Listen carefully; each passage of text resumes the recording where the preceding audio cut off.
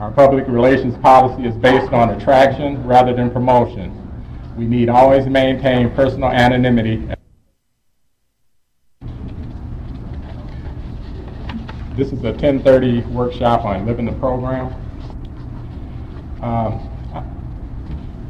Occasionally, well, often, throughout our program, we'll meet people that really touch us. And a lot of times, they may not even know that they touch us. This gentleman that I'm getting ready to introduce, I met him.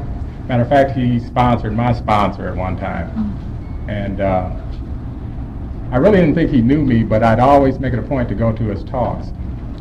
And one of the things that stuck with me is his unselfishness. This guy was always giving, you know. Yeah, sure. And when I first came around here, I thought it had to be an angle. You know, it had to be some ulterior motive. And one talk I went to, he just struck me. It's like I had a spiritual awakening, and that always stuck with me in the time that I stayed clean. Is to give of yourself. And I remember after this one particular talk, I went up to him, and I'm a plumber by trade, and I told him I do all his plumbing at his houses for free. And I don't even do my mother's plumbing for free. Well, I went and did one job for him. But he never called again. But without further ado, William R.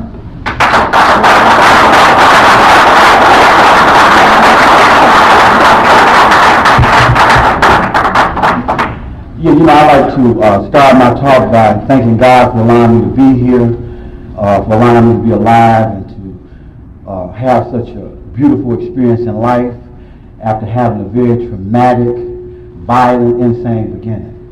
Because it's only through the grace of God that I'm here, and anything that I do that's good comes from that source or that God. Also, I'd like to thank my wife for coming and supporting me. Can we give her a hand?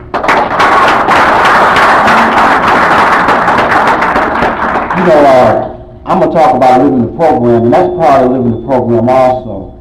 I love my wife very much, and she supports me, and everything I do, she's behind me, and that's important to mention also, because no man or woman stands alone. There's a lot of things about me people don't know, and hopefully tonight I'll share some of those things with you.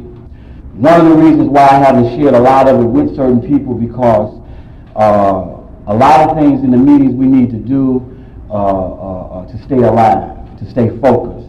Hopefully as time goes by we'll be better friends, but in the meantime we need to learn how to recover. And I mean for real. Yeah. And I mean for real. Okay? And I'm not, I've been around. Okay, I've been around a long time, and I saw different examples of recovery. And it ain't but one way to recover, and that's to recover.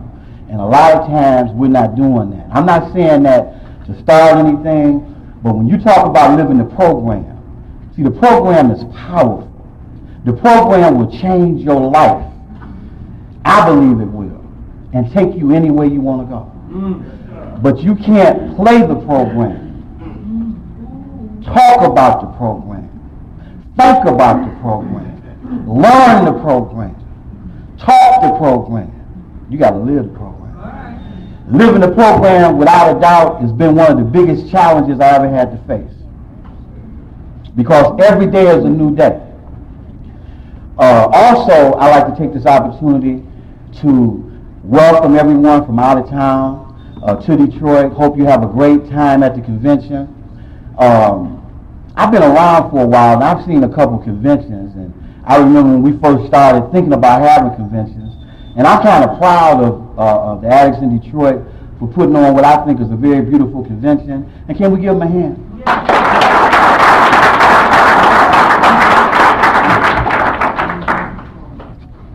The reason I was doing that was because I'm just a recovering addict. And I want to acknowledge all the efforts and all the things going on, because hopefully someone from out of town will come here, get a message or hear something, and take it somewhere else, and somebody gets something out of it. You know, I've been coming for a while, and I think I gave a talk recently, and a lot of people kind of didn't understand what I was saying because I was just talking about recovery. You know what I'm saying? Huh? You hear me back there? And see, a lot of times you just start talking about recovery. If people ain't into the process, they don't understand what you're talking about. Say, hey, wait a minute. You talking about changing and giving up behavior and getting honest. Take me back to the dope house. You know what I mean? Take me back on that. I ain't comfortable with that. See, when you been here as long as I have, you don't stay in the dope house. As a matter of fact, you get uncomfortable talking about the dope house. After a while, you don't even see a need to talk about the dope house. Not if you really recover. See, but it takes a long time for our minds to come out of the dope house. And the reason for it is because we don't know if we want to recover or not. See, recovery is life and death. If you're not recovering, you're not living. You're just existing. So I'm going to tell you a little bit about me, then maybe you can understand where I'm at today. Because a lot of people come in and they say, well, I can't relate with William R. You know? And I'm glad they can't relate. Because they were where I used to be 10 years ago. And I don't want to go back there. I mean, they're sitting there like, I'm okay, the fellowship work, I'm having a good time. And I know they're not. You know what I'm saying? It takes one to know one, and you ain't fooling me. I'm just hoping that you'll get better. You know, because that's what we do. You know, we say a lot of wonderful things, and we believe them to the best of our ability, but we're waiting for things to get better. And the longer we come, the better things get if we don't use and follow directions. So I'm going to say how long I've been coming. Then the people that don't know me, the ones that do, but have a hard time understanding, maybe they'll understand me. I've been coming today 17 years, 9 months, and 2 weeks.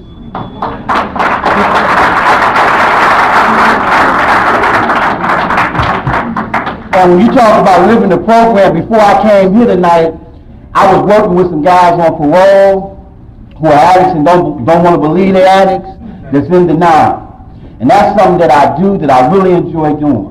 I don't think if I had a choice to do anything in the world, I don't think I would want to do anything that didn't relate to people, addiction, and helping people get better. I really enjoy doing that because I think it's really important and it helps people to get a life. When I first came here to Narcotics Anonymous, without a doubt, I believe I was probably one of the worst addicts to ever get here. Now, I know there's some people in the audience that know me, and they can kind of bear witness to that. I wasn't like a lot of addicts today. I was real defiant. I was rebellious. I was lying. Everything I said, well, you know, I'm going to tell you where I come from so you'll understand me. I was lying. You couldn't believe most of what I said. I had low self-esteem. I didn't like myself. I had no self-respect. I was a manipulator. And I would probably do a whole lot of things to get $1. I had no values. I had no dreams, no visions, no goals. I was suicidal. I was homicidal. I was insane. I was my worst enemy. I was immature. I had some emotional disorders. I didn't know how to have relationships. I was afraid of people. It wasn't that I didn't like people. I was afraid of people. I had a lot of defenses. I wore a lot of masks. Played a lot of games. Never lived in my life before I came to Narcotics Anonymous. Before I started my recovery process, I never had a life. Okay? I never looked for a whole lot. Both of my parents were addicted. My mother got abused almost every day. My father was real violent. He was an addict. He spent very little time with me. That contributed to me having low self-esteem. I was real impulsive. And I would start stuff. You know, I would bother people. It took me a long time to learn how to go to a meeting and just sit down and leave people alone. Yeah, because I used to go to the meeting and I didn't know how to. I had to learn how to sit in the chair. Okay, I'm just gonna be honest. I had to learn, and then maybe y'all will appreciate me today. Yeah, I had to learn how to sit in the chair, and when someone was sharing, see y'all ain't like me. When someone was sharing, I had to learn how to listen to them and not cut them off and not have when they share and say, you lying again, and I don't want to hear it. You sharing that again? I had to let them share, and that was real difficult because I was self-centered. And I had a real difficult time listening. See, in order for you to stay like I stayed, the same, you had to block out a lot of information. You have to work real hard to stay sick. Now somebody in you got to know what I'm talking about. You got to work harder to stay sick than you do to get better. Yes, you do. So I'm sitting at the table after I done learned how to sit there, because I used to get up and run to that coffee pot because I had to have at least 20 cups of coffee. At least. Okay? And I had an attitude if there wasn't enough sugar. Because I took it personal because you guys knew how much coffee I drank and y'all didn't bring no sugar on purpose. This is what a self-centered, insane addict looked like. The whole world revolved around me. Now I know I'm not the only one. Have you ever heard an addict at a Narcotics Anonymous meeting say, this is my meeting? Well, this is my meeting. Well, back then, before I was restored to sanity, it was my meeting. Now, y'all was just there to help me get better. That's how a self-centered, insane addict thinks, okay? Now, I'm sitting there, and people are sharing stuff that I'm identifying with so much, and I'm going through so many changes. One minute I want to hit them, the next minute I want to hug them, I want to cry, I want to scream, I don't know what to do. But all this sharing that I'm hearing is having a tremendous impact on me. And I realize that I'm getting in touch with my feelings, something that all my life I ran from. And I don't know what to do. I'm scared. So I sit at the table like some other people do, like I'm a gangster. What's up? You all right? And I'm thinking, pretty soon the feelings are going to go away when somebody going to say something. I'm going to figure something out and find out how to deal with this. See, that's what my addiction was about. I didn't want to feel anything. I didn't want to think certain thoughts. Now, I didn't know when you put the drug down, everything came to life. Okay? I didn't know that everything you ran from, you had to begin to address. That was one of the things someone asked me once. I think I asked him, being smart, because I was real smart. See, I tried to get put out the fellowship, too. Yeah, I tried to get put out. Because everywhere else I went, they put me out. See, now they did. I got put out at home, too. They wouldn't even let me participate in my own family. Maybe if I get honest, then maybe y'all can understand me when I come to the meeting today and say, well, you know what? William, I done grown, ain't you? See, because I'm going to tell you something. There were some people at the meeting that really used to disturb me. They used to bother me tremendously. And I used to think about them at home. You know how you have resentment? Well, this was bigger than a resentment. They slept with me at home for a long time. See, because I'm not like y'all. Old habits for me die hard. You hurt me, and I ain't going to forget it. What do you think resentment is about? So for a long time, every day, I got my feelings hurt. And you know how certain people are at the meeting. This is living the program. This is how I got the program. Because every day I had to make a decision on staying here. You know what I'm saying? I remember one day going to the meeting with some coffee and some donuts and some cream and some sugar. And about 20 times I thought about throwing the donuts in the garbage, throwing the, you know what I'm saying, and just going home. Okay? I'm telling you. Let me put it like this. Living the program. Living the program was, and at times today, was a struggle and a war with myself. Old behavior, new behavior, the addict and the new person, the recovering addict. It was a struggle. And a lot of times the addict got the upper hand. You know what I'm saying? Sometime when I did get to the meeting with the cream and sugar, y'all saw me at the meeting, y'all asked me what was happening. Nothing. Sit down, leave me alone. I'm all right. And then when I got a little better, I started telling people I'm having a bad day, man. I'm in a bad place. Well, there was meetings that I had a hard time standing. You know why, don't you? When you put the drug down, you don't even have to decide to take your mask off. It falls off. Can you imagine what a person is like who wore a mask all his life so long that he forgot what he looked like and one day it fall off? Huh? Can you imagine what a person would feel like who hasn't seen themselves most of their lives? Who've been living a lie? Been denying how they really feel? Huh? It's a traumatic experience, isn't it? And I remember talking about living the program, I had to decide if I wanted to live. You know, I hear a lot of people talk about the first step. I had to make a decision on if I wanted to keep living. Okay, come on. See? Because all my life I always had a problem living. Now let me share this with you guys and ladies, okay? I was a very good actor. You know, like a lot of us are. Yeah. You know what I'm saying? You know, a guy hit me with a baseball bat one time. And they asked me, did it hurt? I said, oh, no, it's no problem. No, it's no problem. When they wasn't looking, I screamed. Okay.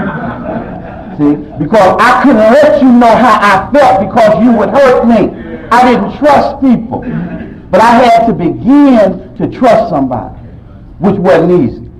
So in the beginning, I was an insane addict. And today, I've been restored to a lot of sanity. I remember thinking this, and I'm glad my wife is here because I know she don't have any problem putting her stamp of approval on this.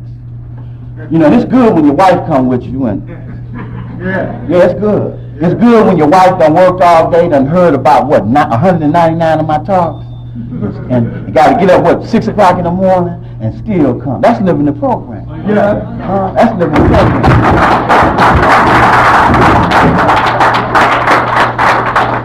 But I was so bad, I didn't think anyone would want me in a relationship. I'm not like you guys.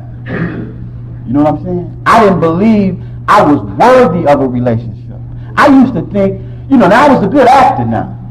You understand what I'm saying? And I was a good, manipulator, I look at you, you think about leaving here, here goes some money, what you want? Yeah. I'm the man, you know what I'm saying? Because you couldn't accept me for who I was. You see what I'm saying? I didn't feel worthy of anyone. That's how I felt about myself. Okay? As time went on, things began to happen to me. And what began to happen to me was recovery. You know what I'm saying? Now I'm sharing where I used to be at so you can kind of get a little flavor where I'm at today. Because my recovery and my road to recovery hasn't been easy. You know what I'm saying? It's been a struggle. It's been a fight.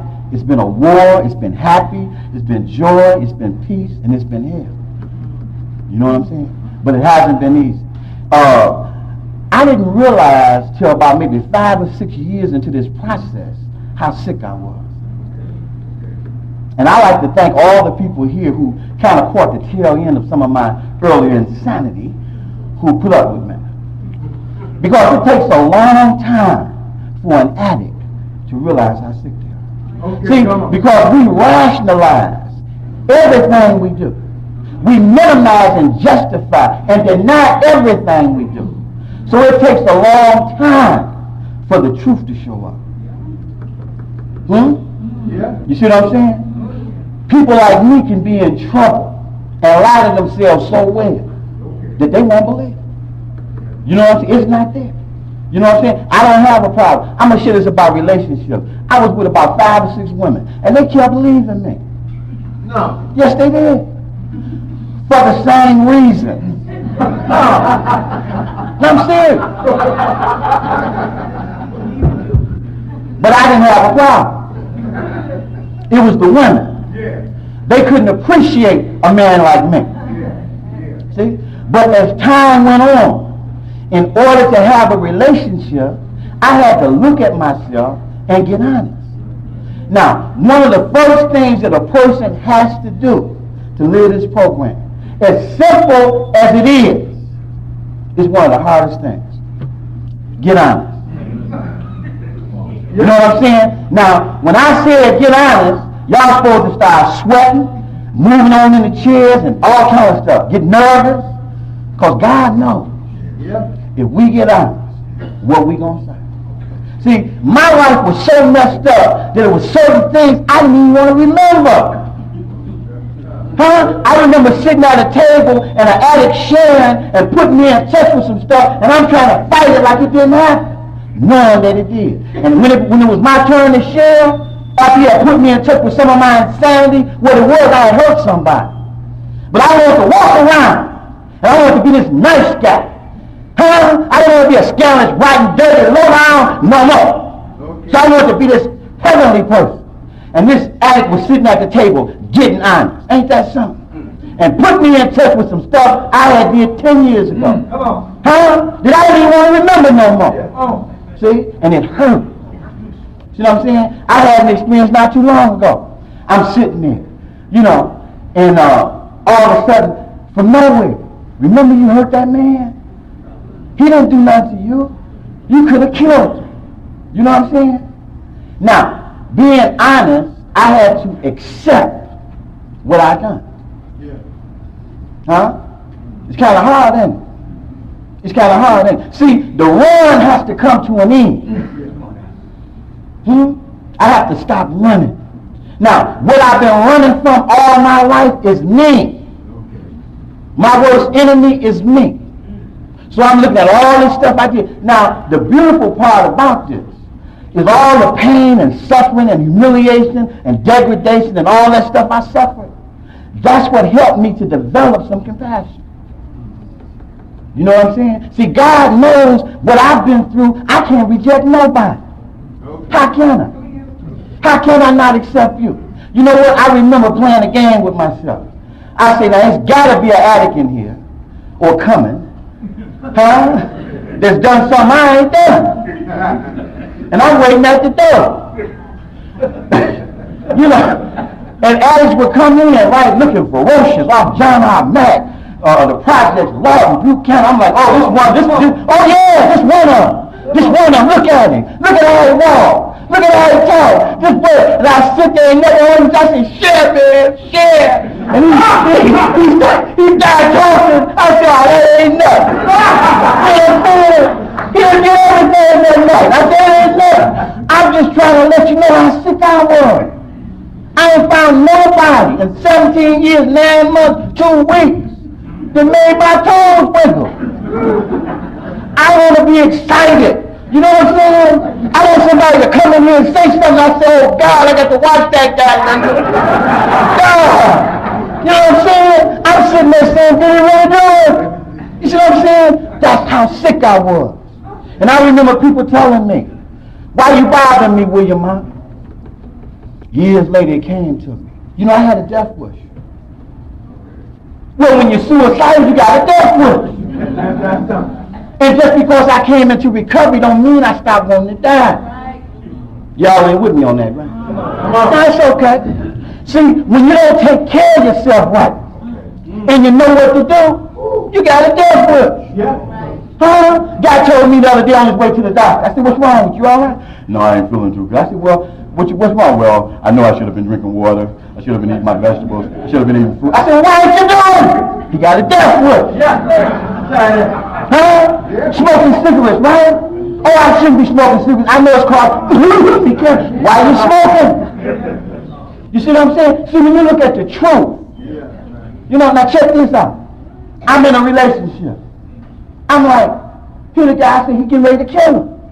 I say, why you gonna kill her? Because she won't do what I want her to do. You know that? Yeah, I know that. Leave!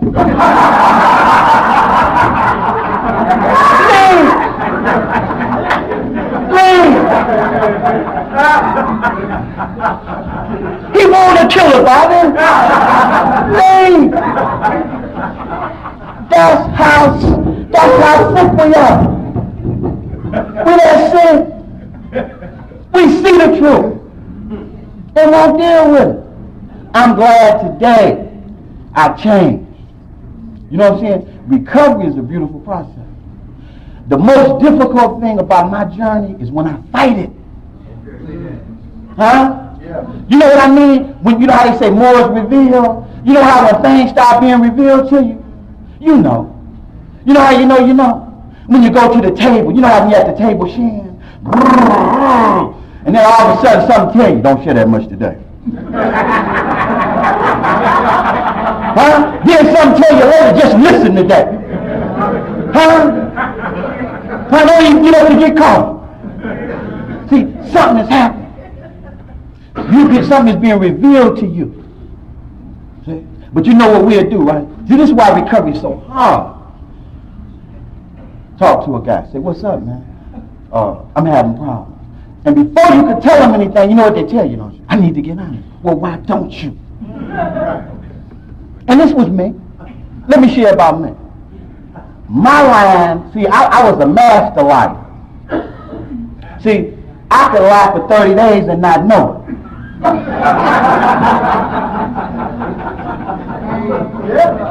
I'm telling you, I lied to myself so long I could believe anything. Anything I wanted to. I could meet a person that never done nothing to me in their life, and I could say that's my enemy, watch them, and if they move, kill them. Never done nothing to me in their life, never saw them. I was so insane and had so much anger and rage in me, I could meet a person, and if I wanted to, I could kill them. For real. If I wanted to. Because I could, in my mind, say that's one of them. That's the kind of life I was living. It's crazy, ain't it? But it's true. See, the only reason I can share this is because I know there's at least, let me see, about 100 people. There's at least 3 people in here understand. Okay. And that's all I need for the courage. Huh? See? But it's in being honest that the message is carried. See, because when I say I was a liar, when I say I did this, there's somebody else to say, well, I did it too. Maybe I can make it too. Okay. There you go. See? But I was a good liar. Getting honest for me was real difficult. See, once I got honest, I was such a good manipulator. They told me, you can't just get honest one time and say you're honest. You know how we do that. I'm honest today. I shared at the meeting 2 weeks ago. I got honest. So I'm honest. You got to practice honesty every day of your life. You know, you can't, wait a minute. You must not be for me.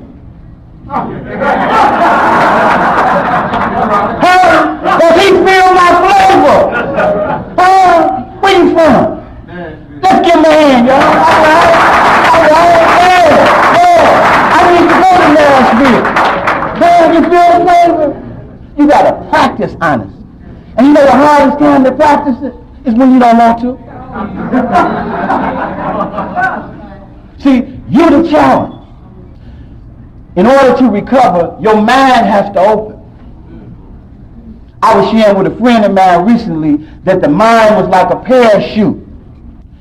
If you don't open it, it won't work.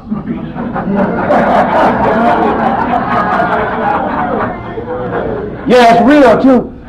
A lot of us, our minds haven't opened. See, when we open our minds, this is how we know. I'm going to tell you how we know, okay? We start listening to stuff we don't want to hear. And then, once we open it a little more, we start listening to stuff we don't want to hear and take it serious and get something out of it. See? Because once we get honest and our mind opens, we ain't got to be right all the time. Oh, now, if you're walking around thinking you right all the time, you insane. You out your mind. I'm praying for you. Ain't nobody right all the time. Get for real. When you get honest, you become a human being like everybody else, and ain't nobody perfect.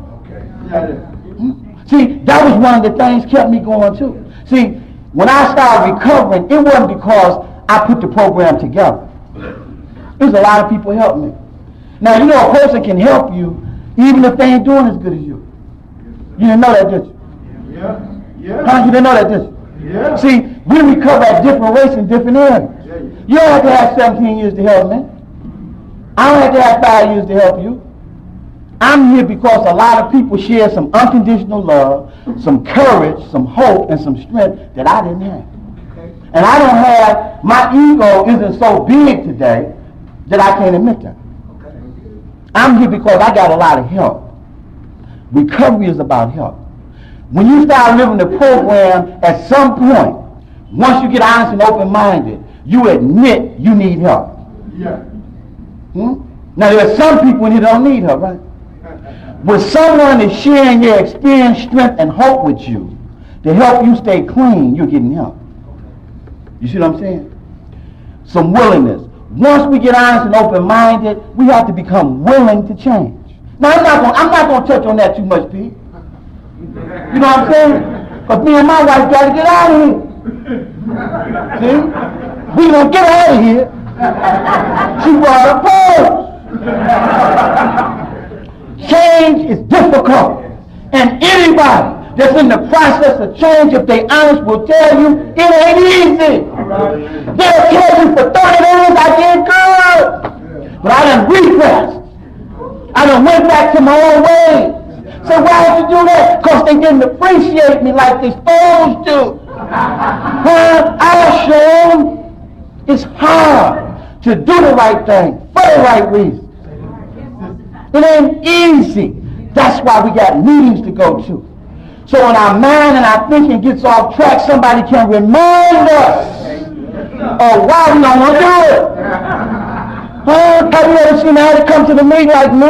I used to come to the meetings in the beginning trying to figure out if I was going to use. You know you do too. I said, hurry up, tell me what y'all going to tell me so I can get out of here. And somebody always has something to share. I remember meetings when I was getting ready to get out of there, Linda. And the addict told me, keep coming back. And that was it. That was it. See, it ain't got to be deep or profound. It could just be, hey, you all right, want to talk? Or how you doing? Or extra hug. Just knowing somebody cares or understand you don't look too good today. That's all somebody needs sometimes. Working this program means changing. And I'm going to share this with you. I'm telling you a little bit about where I come from. I changed a lot. I changed so much that when I go over to my family's house, they don't know me anymore.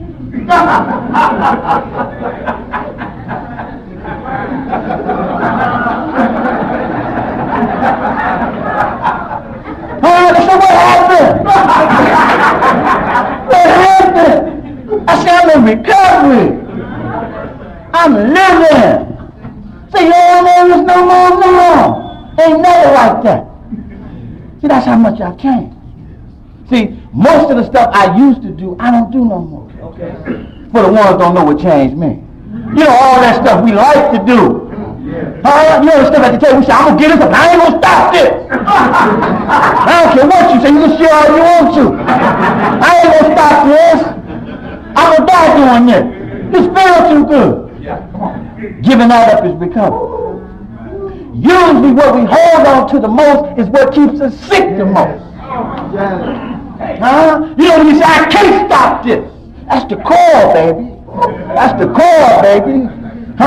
You get out of it, you're going to get better. You can get some out of that. That easy stuff ain't nothing. You know how we do. We go to the meeting. I start striking matches. And you know what I'm talking about. I drink all my milk. You know, easy stuff. Get rid of that gun. Get rid of that gun. That's recovery. I never forget the time I went to a meeting years ago. They wasn't enforcing that weapons thing. You know about don't bring your peace to the meeting? And I'm sitting at the meeting sharing. Because I was recovering back then. And I was carrying the message to some of the most sickest addicts in the city. Over there in the projects. And they was vicious. And I know I was in recovery. Because when I heard the gun cock back, I still kept sharing. I know I was in recovery. I never forget going to the bathroom once. And a guy told me, said, you know what? You may have this program, but don't forget.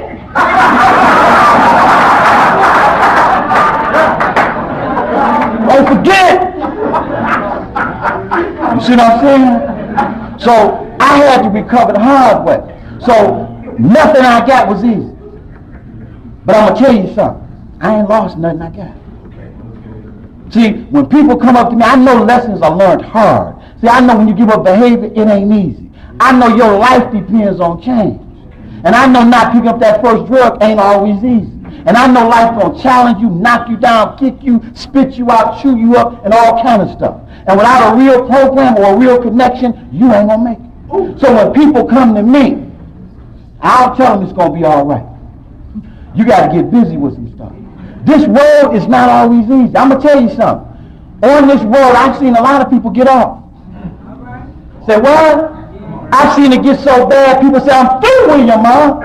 Don't call me no more. I don't care about the book no more. Leave me alone. And they leave. You know what I'm saying? One year I thought I was the police. I used to walk up and down Hoover and people would run between buildings and jump in cars. And I would be with people. And they would say, why are you doing that? Because it looked real strange to people. And I say, because I'm important. Okay? I just was using. And they didn't want me to see them. I ain't going to do nothing but pray for them. But they started seeing me and remembering the meetings. A lot of addicts didn't make it. And I never forget them. Even though they're not here physically, I remember. And I remember their fight for their lives. And they lost. Living the program is not giving up. I ain't talking about on a good day. What is a beautiful day today? I'm talking about in a blizzard. I'm talking about when it's raining and thundering and snowing at the same time.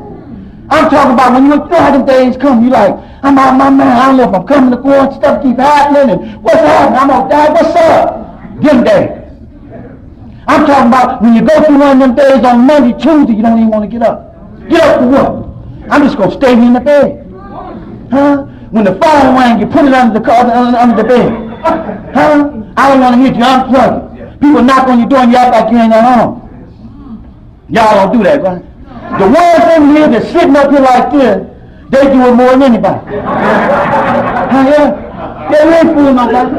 See, life is kicking your butt at that point. At that point, you need this program worse than ever. And the hardest thing to do for a knucklehead like me is surrender. You know what I'm saying? Surrender. Stop running your way. You know what I'm saying? Think about somebody else. I never forget some people that helped me see that in an indirect way. They were sharing with me, right? They're not here no more. And I was being a sponsor. And I said, come in here, addict. Come share with me. I'm going to fix you. What's your problem? And he told me, I'm so sick of people that always think about themselves, think they know everything, got all the answers, can't tell them nothing. What do you think? I got this guy, he this, that. What do you think I should do? And by that time I told him, you ain't got to get that lie.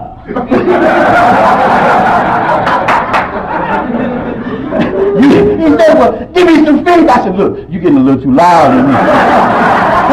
Lower your voice. Because I took it personal. It was like he was talking to me. What are you talking about? He said, what's wrong with him? I said, man, shut up and see him. Just shut up. See? Sometimes we get messages different ways. I'm sitting at a table sharing one guy, another guy across the room hear what I'm saying and just break out in a sweat and want to kill him. He getting the message. See, when stuff bothers you that bad, it's time to look at it. It's time to look at it. See, that's all it is. Have you ever been at a meeting, a person be sharing, boom, be hitting you right on the head? You know how you know? You say stuff like this. I wish he'd shut up. Why don't he shut up? Huh? Well, he's sharing that again. He sharing one shit, but it's hitting you. What are you going to do about it? Recovery is addressing your issues. What are issues, right? Come on now. What was you using for?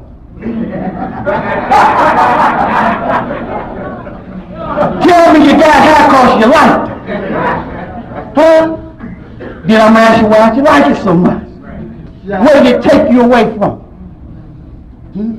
Well, that's what you got to come back to in recovery.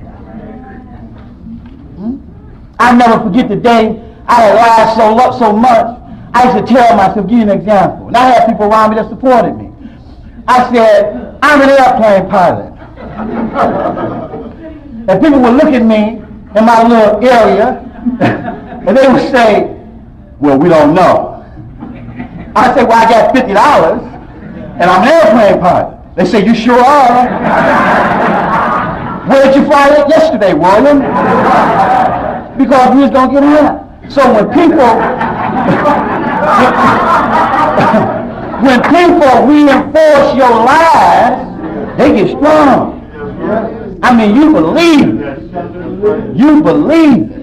So when I came in here thinking I was just great airplane pilot and had it going on, I never forget the day when the drugs were, because it took me about 2 years to detox. You know, I'm sitting up there high, don't know it, smoking 10 cigarettes and drinking 20 cups of coffee. And the toxins is leaving my body. It takes a long time. And I finally got in touch with me. Little insignificant me. And I say, my goodness, I'm not who I thought I was. Damn, I ain't even important. Wow. You know, I wonder if other people can see me the way I really am. See, that's why I wore the mask, to hide the real me. The insecure, frightened, lost little boy that never grew up. Let me ask you this. How do you grow up without a mother and a father?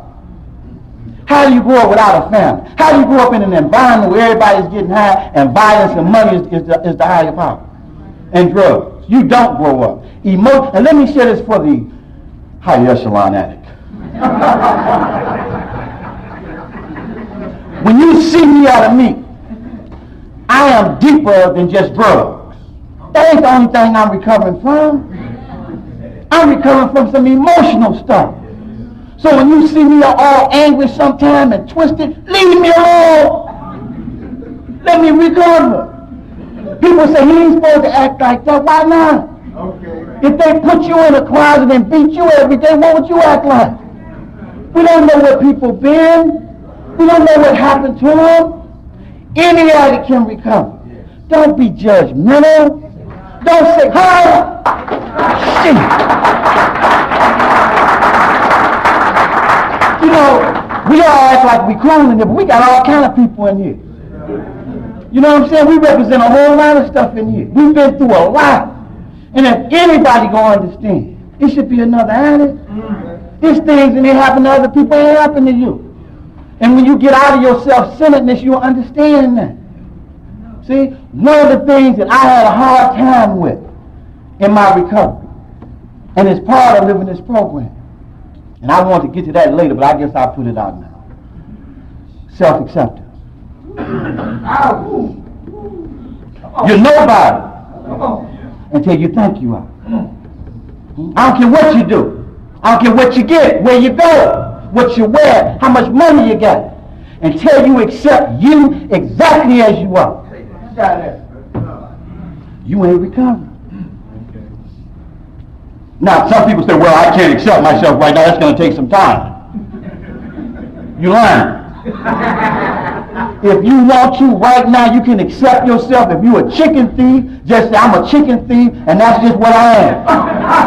I'm going to try to learn how to stop stealing them next week. You do not have to wait till you stop stealing chickens to accept yourself. When you accept yourself where you are, as you are. And it's not hard. But see, some of us haven't given ourselves permission to live. We still feel like junk. You know, it used to get me sometimes. I'm sitting in the meeting, feeling like a piece of junk, and God, my higher power, was always talking to me, right? And he said, if that's true, why are you still around, William? I said, get out of here. Don't be doing that. You know what I'm saying? Because I'm having fun being nothing. Don't tell me that. I'm having fun being nothing. See? But I know God don't make junk. And I'm going to tell you something. I don't know what you think about me.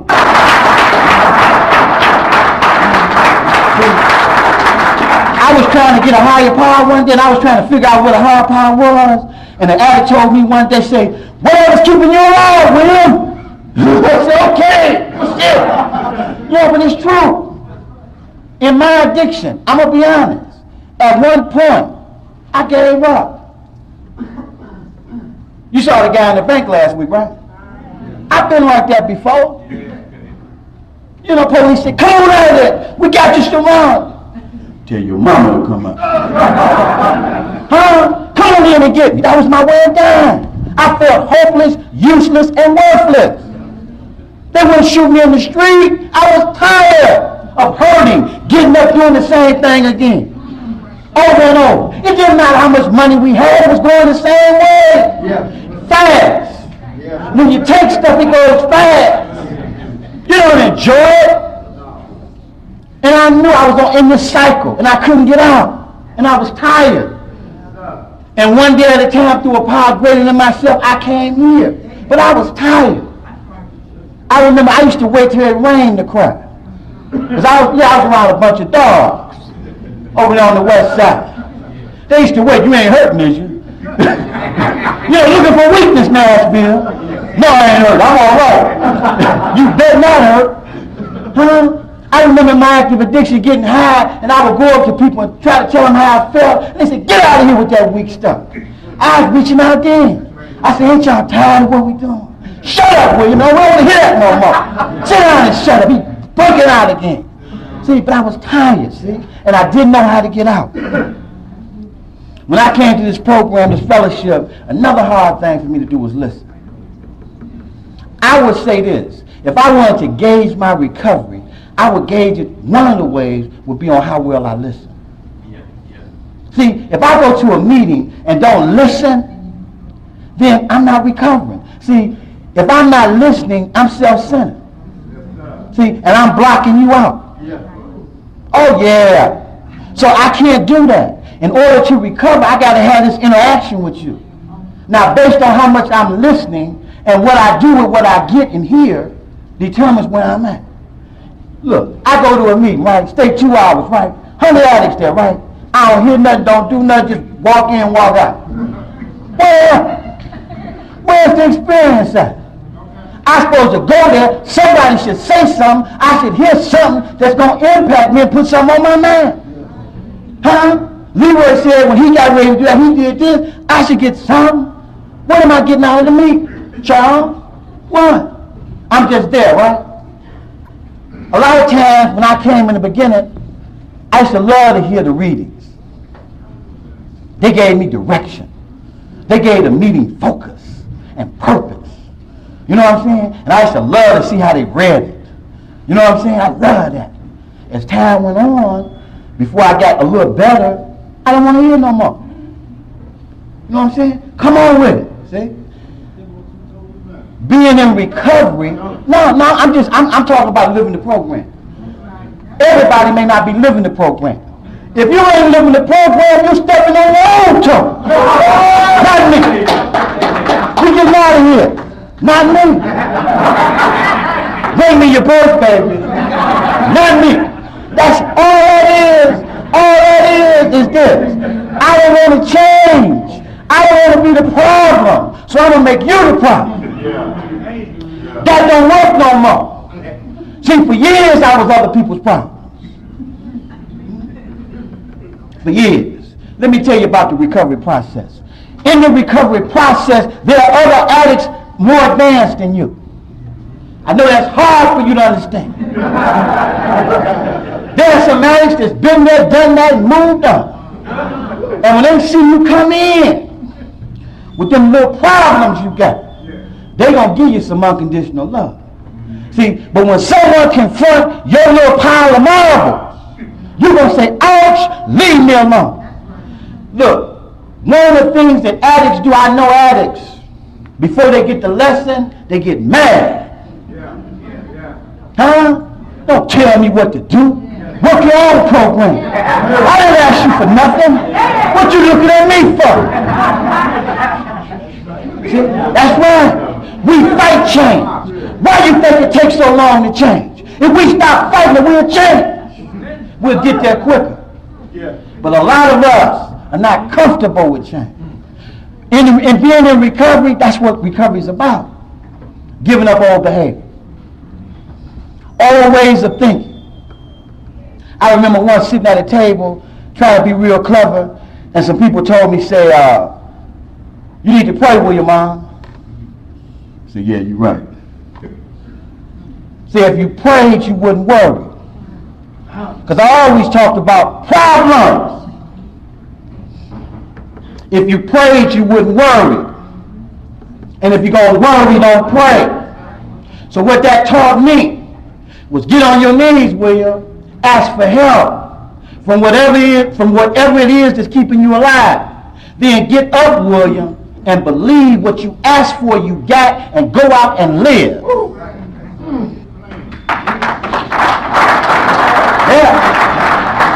Yeah. And I used to say, but I don't believe he there for me. Well, all the days I didn't even ask for help, it kept me alive. On the days when the police had me on the run, it kept me alive. When they stuck the gun in my mouth that time, it kept me alive. It kept me alive when I didn't even want to stay alive. So why would I deny that power now? Why would I doubt that power now? Remember, I'm my worst enemy, not that power. Me.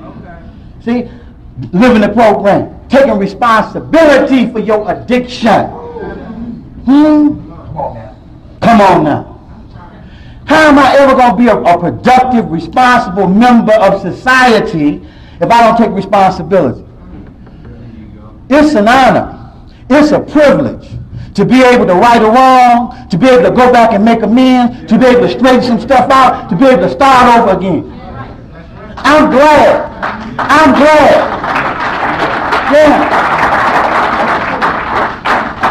I'm glad they didn't throw me back in that dumpster on John Hunt. Yeah. Because if they had done that, this wouldn't have happened. Yeah, a guy was sharing this. He said, I got something out of William R. sharing before. This is what I believe. If I ain't doing something, I'm going to be taken away. Yeah. I didn't come this far, go through this much, and not to be able to not do nothing, to not be of no use, to not make a difference, to not deliver something. You don't believe that, do you? You know how hard it is to recover. Let's be for real for a minute. Let's get away from the table talk. Let's look at the ABCs of recovery. Now, how easy is it? You know it's a struggle. Look at what you've been through. Look at your family, your mother, your father, your children. Look at your thinking.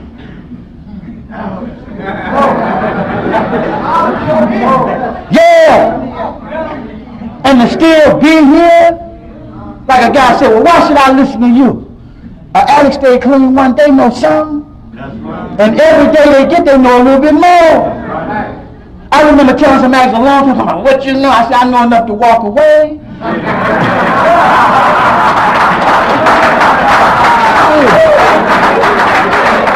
I'm walking down John Out, right? That's when I was going to my meet, where the neighborhood was wild. We started off with 15 of them. By the time we got to where we was going, it was just me. I told them though. I said, you just lying again, Wayne. No, I got the program. I said, them guys out there don't care about that. I said, you can't, but don't stop. Whatever you do. If you stop, they got you. Yeah. And they went in to explain. I said, oh, Lord.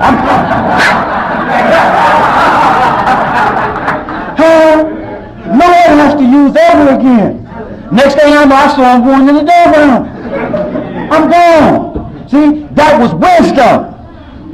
You don't stay alive and don't know nothing. See, the reason we don't listen to experience is because we don't want to know nothing. Ain't nowhere in the world. I'm going to tell you my philosophy. When I want to learn the program, live in the program, I came to a meeting one day. Now, I have been surviving, right? Just staying clean. Y'all know what I'm talking about. I'm staying clean, hanging from trees, right? And I come to the meet, and I saw Attic in there growing, baby. I said, look at this guy, what are you gonna do, live? I said, this guy gonna live. I said, I want some of that. And then I started checking him out. Let me see if he's scandalous.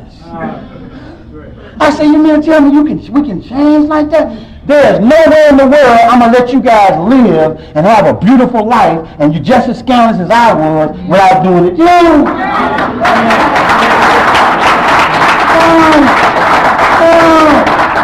Because y'all are evidence that I can do it. You know what I'm saying? I never forget going to a meet and two scandalous acts. I know he was scandalous, Linda. You know, the cookies was on the table. And one addict got them first, and you're going to get 10 out at one time. Put 5 in his pocket. And the one addict said to the other, well, would you like the cookie? I said, shit, what's going on? Would you like one to win them? I said, we're changing. I seen the addict pick, I know this ain't a lot to you guys, but to me it was deep. I seen the addict pick a cup up, Leroy. You know what I'm saying? I seen the addict get to the meeting on time, 20 minutes ahead of time to open the meeting, Leroy. Because he wanted to be there for somebody. I see that scandalous, riding low down dirty. He getting better. I saw the change. I said, now that's what I need more of. There's some people in this room. They know who they are, who I love and respect. Because they spend a lot of their time helping other people. You know what I'm saying? That's what it's all about, y'all. Helping other people. See, once I saw addicts coming out of themselves, I started believing this program. Because I'm going to tell you something. I know an addict, Linda. And I know can't nobody change us. No. But they used to tell me that. I be sharing real good at the table. You ain't never got to get high no more. In red form, and they say, I don't care what you say, what you do, I want to use, I can get high. That was until they surrendered. See, when you say something that reach them, that's how they get, that's how you know you're getting with them. Not to come in the meeting, 5 hours, he's here. You carrying the message, Bob. See, I'm telling you, if everybody's glad to see you ain't doing that. See, when you change, you're going through changes. You're giving up behavior. You're getting honest. You're getting open. You're getting willing. You're getting humble. You know what I'm saying? You know what I mean by getting humble? You ain't all that no more. Huh? You know here? Once you get love, that's my friend. But once you get even humbler, like me, I realize I ain't never been all that. Even on my best day. All dressed up. With money. I've just been William up. And it's okay. It's okay. You know what? One of the best things I've ever done in my life was carry the message of recovery.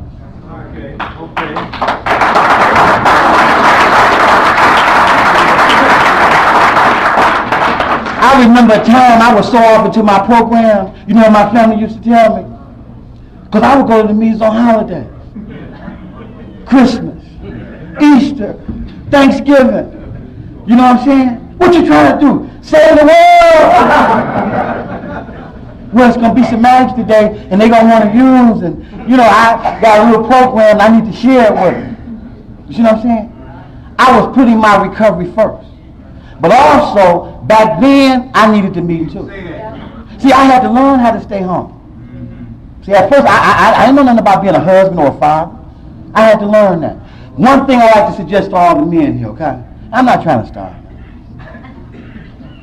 Learn how to have a relationship. Don't fight your wife or your lady. Learn how to respect her.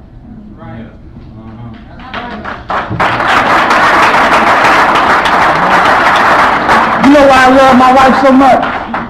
It ain't because she make good peanut butter cookies.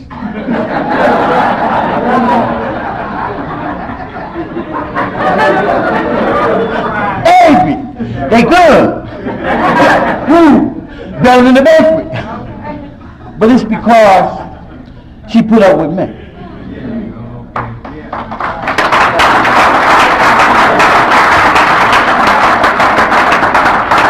And when you put up with an addict like me, it's two things. Can't be but two. Either you love me or you out your mind. No, I'm serious. Because I'm going to tell you something. Without drugs, I'm still an addict. Want me to share about that for a minute? That's why I still make money. That's why I have to start making money. See, addiction is not just using drugs. I use drugs as a solution to what was wrong with me. But now that I don't use drugs for the solution, the problem's still there. Me. See? So I have to resolve guilt, shame, my anger, my low self-esteem, my anger, my resentments, all of that. And that's what the steps are for. Now, I'm not going to say this to the ones in Detroit because they know this.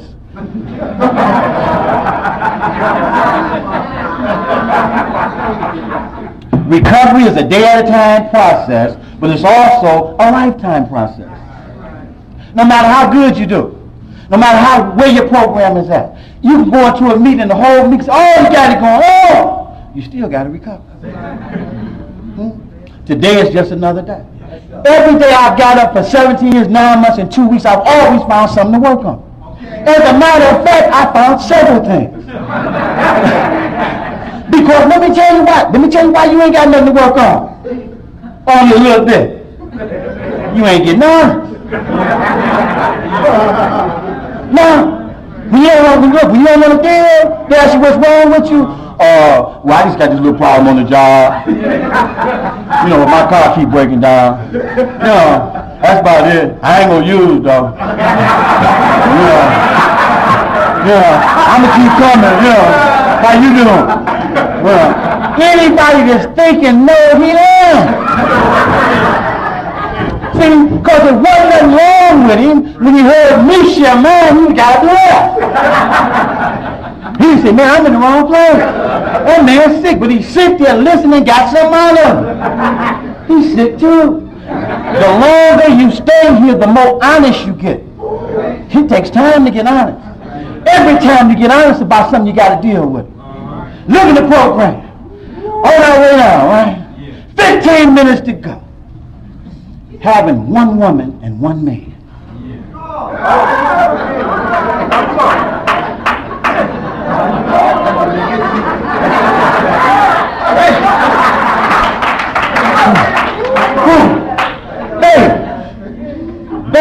Baby. Keep coming. Keep coming, baby. Keep coming. Because once you start recovering, you realize that that's all you need.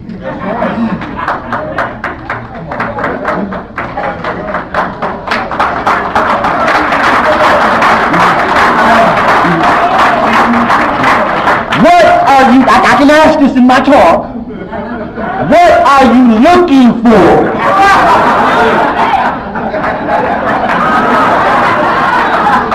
One guy got 15. One. Now, who am I talking about? Most of us. I used to do it.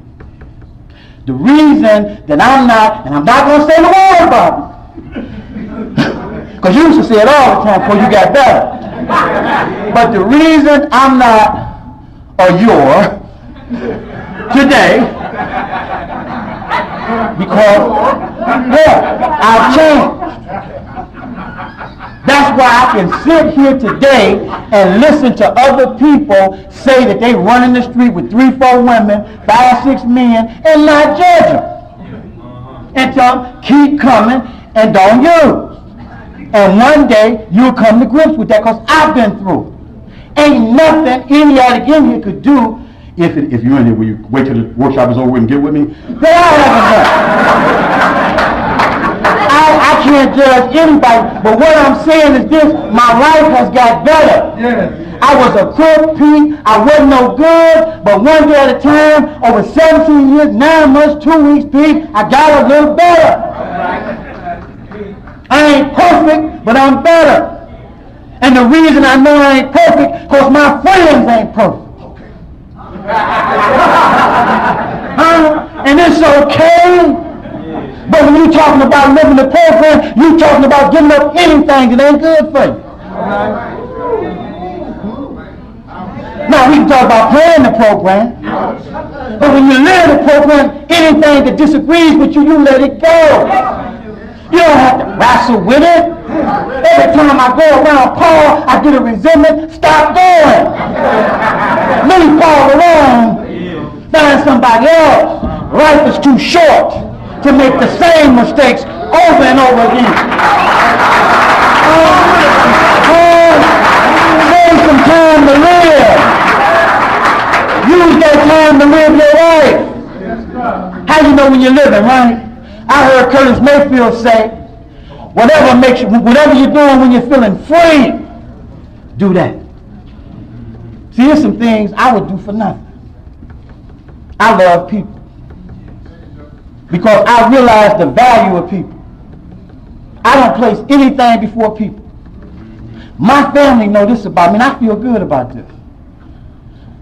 One of the most important things in my life, other than my family and some of the things I'm doing with children, is the recovering community.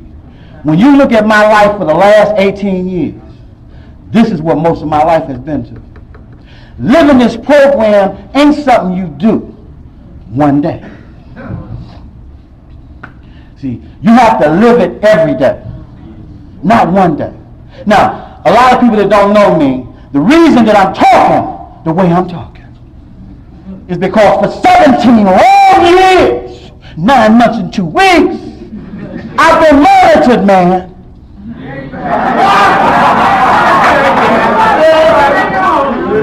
I've been monitored, baby.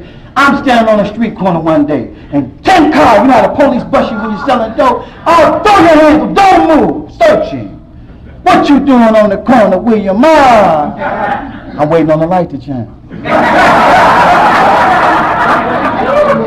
We got him now. And when they don't get you in all them years, you carrying a message.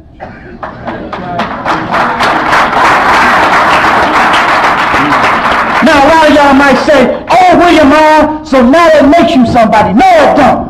What it makes is this. The message of recovery is still alive. You can't kill the message of recovery that easy.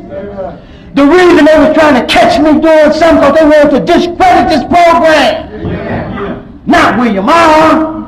I ain't that important. You see, they went to great lengths.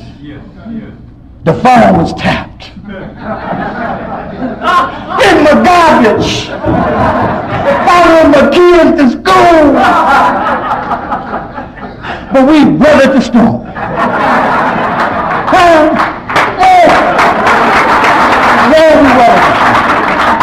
That's how you become a winner.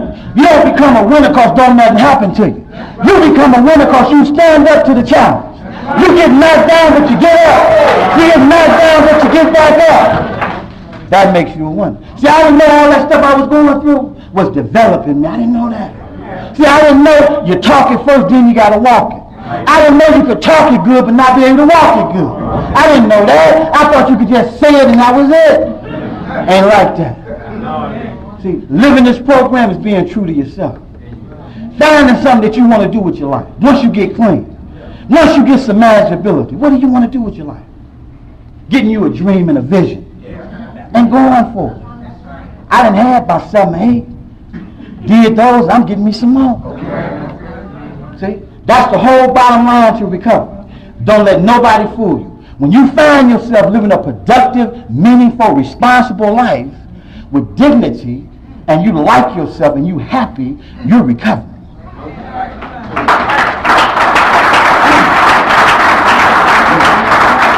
One of the ways I know I'm recovering, it ain't just because I'm at the job.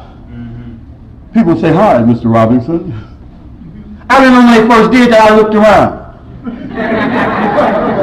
Who are you talking about? But what they were saying is, you're changing. And when I went home, and when I went in my community, on my block, and them little bad kids, how much, Rob? I knew they looked at me, and they saw something different. Because the guy next to me, they called him George. Even the dope neighborhood. When I go to the store and they barely got the whole store, you can't even get in. When I come, they move and say, Mr. Roberts. Yeah. I said, boy, something is coming from me. Yeah. Something is coming from me. And don't say nothing to Mr. Roberts, because he might tell us we got to stop drinking.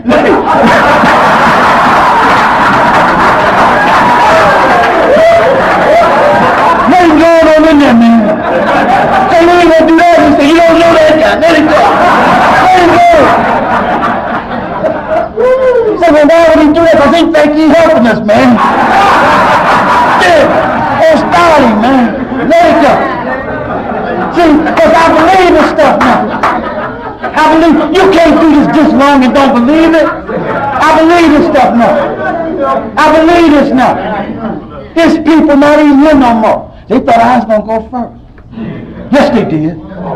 Yeah. Oh, yeah. Oh, yeah. Mama.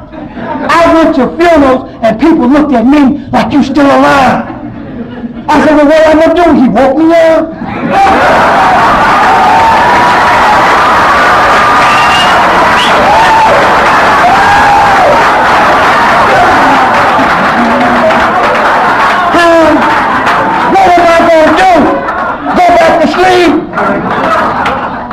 I miss all of them. And I love them, and part of their spirit is with me. Because I sponsored a lot of them. And it hurt me deeply when I lost them. Physically. I remember this one guy, and me and him got real close. He was in the projects, scandalous guy. And I went to his house one day to get him for a meeting. He'd only made a couple. I don't think he was mad. One day I might just have to watch him because he would steal the money out of the thing.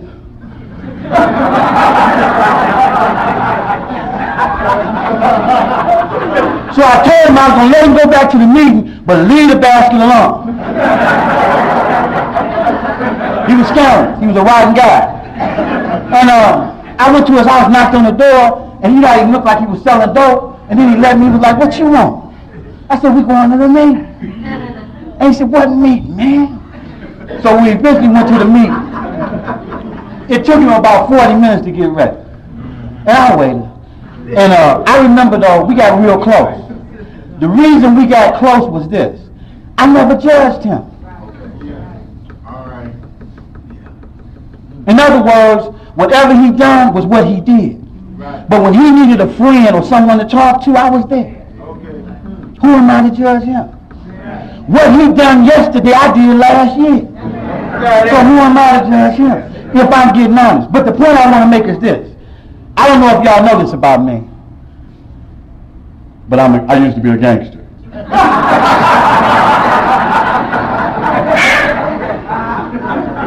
So I went to the funeral, right? Everybody was there. They came in Cadillacs, Mercedes, limousines. You know how he is. And I'm sitting there. I heard about it, right? Heard he had died. And cried like a baby. I said, okay, that's good. Now tomorrow when I go to the funeral, I'm going to be hard. I'm going to be nitty. I'm going to look at the body and sit down. When they ask me what I think, I'm going to tell them that's lies.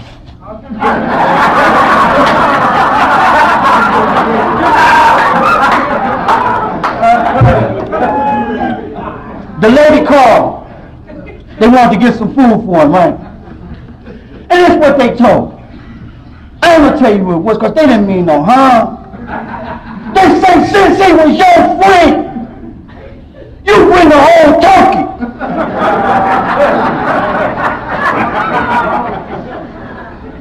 And dressing. Okay. And then I started crying again. Now, I'm on my way to drop the food off, then go to the funeral, take care of my business. This is living the program. I get over to the Alamo Club, and here this attic is with 90 days. I don't know what she had on, a ring and stocking talking about that I have $1 so she could get some stockings and go to the funeral. And soon she asked me for $1. That's what this guy always used to do. And I cried again. Because that didn't call keep it. I'm on my way to the funeral. I'm ready now. I walk in the door. What's up? You know what I'm saying? And I see my friend in that casket. See, it ain't just a body no more. See, I have seen so many bodies. My mamas, my daddies, and I didn't cry. I've seen people's brains blown out, people killed, stabbed, hurt, and I didn't cry. I've been to thousands of funerals, and I didn't cry. I was sitting there, right? And I could feel something swelling up in me. And I said, all right, punk, now, you better be cool, you know. There were people in here, man. And I just started crying. And I cried for the whole funeral.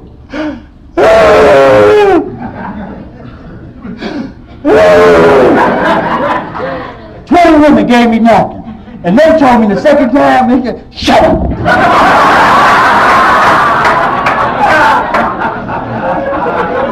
I said, it's no more good that but that's okay. That's my friend. Now, they done took the body out the church. Body gone. They done closed the thing up. I'm so crazy, I got to go up there and look again, right? Woo! The body gone. It's gone. It's coming down the aisle. It's closed. Woo! Woo! Take it away.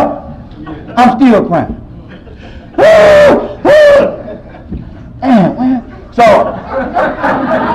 the point I'm making is this. Living the program. First time in my whole life that I ever grieved that healthy.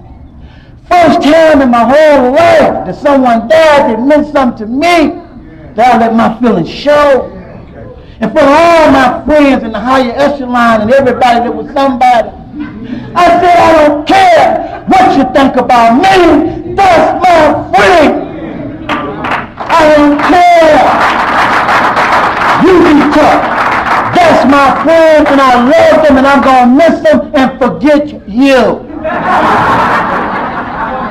Because I loved him. And that's the point I want to make. When you live this program, you become who you really are. If you love somebody, tell them. Act like it. Stop playing games. Be who you really are. Be honest. Tell people how you feel. I was hoping maybe from what I did, maybe some other people will show how they feel. You know what I'm saying? But it's not easy showing how you feel. You know what I'm saying? I hope I said something to help someone. And in closing, I like to do this for my friends that I was talking about. Because they here with me. I know. In recovery, we're learning the things we need to know. The love we get and the love we give is helping us to grow. In recovery, we're finding the goodness that's inside. We're feeling good about ourselves. We're facing each day with pride. So join us in recovery. Work with us in recovery. Where learning can be fun. Now guess what? We know that life's a struggle. We gotta take it in stride. But even when life seems real hard, all we gotta do is try. Nothing beats a failure but to get up and try again. And look deep down within yourself and believe that you can win. And when you become successful, many things you'll gain. But first you have to learn to deal with adversity and pain. So join us in recovery. Work with us in recovery. Where learning can be fun. I love you.